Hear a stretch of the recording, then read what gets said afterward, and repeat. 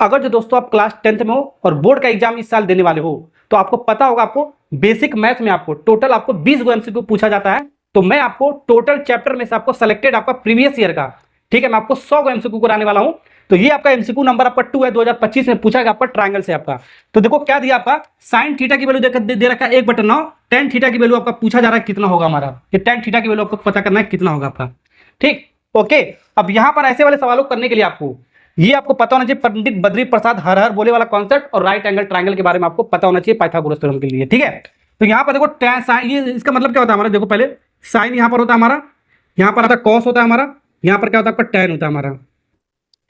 ठीक है, अगर साइन दिया तो परपेंडिकुलर अपन हाइपोटेनस, कॉस दिया हो तो आपका बेस अपन हाइपोटेनस, tan दिया हो तो परपेंडिकुलर अपन बेस, ये कॉन्सेप्ट होता है हमारा।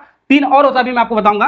तो यहाँ पर साइन थीटा की वैल्यू 1/9 दे रखा है, साइन थीटा हमारा क्या होगा परपेंडिकुलर अपन हाइपोटेनस, तो परपेंडिकुलर अपन हाइपोटेनस हो गया हमारा, परपेंडिकुलर की वैल्यू 1 दे रखा है, हाइपोटेनस की वैल्यू 9 दे रखा है। तो यहाँ पर tan थीटा की वैल्यू पूछा गया, तो tan थीटा हमारा कितना हो गया हमारा परपेंडिकुलर अपन बेस हो गया। तो यहाँ पर देखो tan थीटा की वैल्यू पूछा है, तो tan थीटा बराबर क्या होगा परपेंडिकुलर अपन बेस, तो परपेंडिकुलर की वैल्यू हमारा 1 दे रखा है हमारा।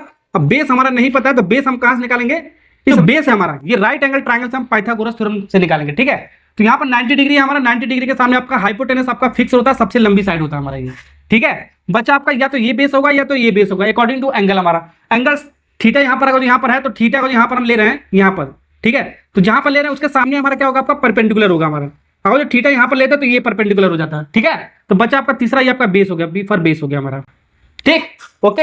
अब यहां से देख सकते हो आपका परपेंडिकुलर की वैल्यू 1 है हमारा, परपेंडिकुलर की वैल्यू 1 है, हाइपोटेनस की वैल्यू 9 है हमारा, ये कितना आपका 9। तो राइट एंगल ट्रायंगल में आपको जो दो साइड पता होता है, तीसरा साइड हम पाइथागोरस से निकालते हैं इस। तो पाइथागोरस थ्योरम हम कैसे लाएंगे, अगर जो बेस निकालना और परपेंडिकुलर निकालना तो सबसे पहले क्या लगाओ, रूट लगाओ। ठीक है, और दोनों को स्क्वायर करके माइनस कर दो, तो 9 का स्क्वायर करोगे 9 9 81 और 1 का स्क्वायर करोगे 1 ही आएगा, यानी कि इसको 81 में से 1 को कम करोगे आपका कितना आएगा, आपका 80 आएगा। कितना आएगा बाबू, ये आपका आ गया 80। 80 को हम क्या ले सकते हो, 80 को क्या ले सकते हो 4√5 ले सकते हो, 4√5 ले सकते हो।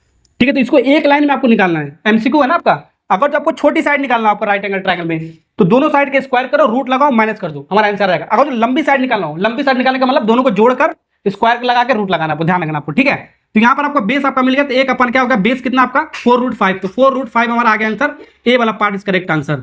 ठीक है, और थोड़ा कॉन्सेप्ट मैं आपको सिखाता हूँ।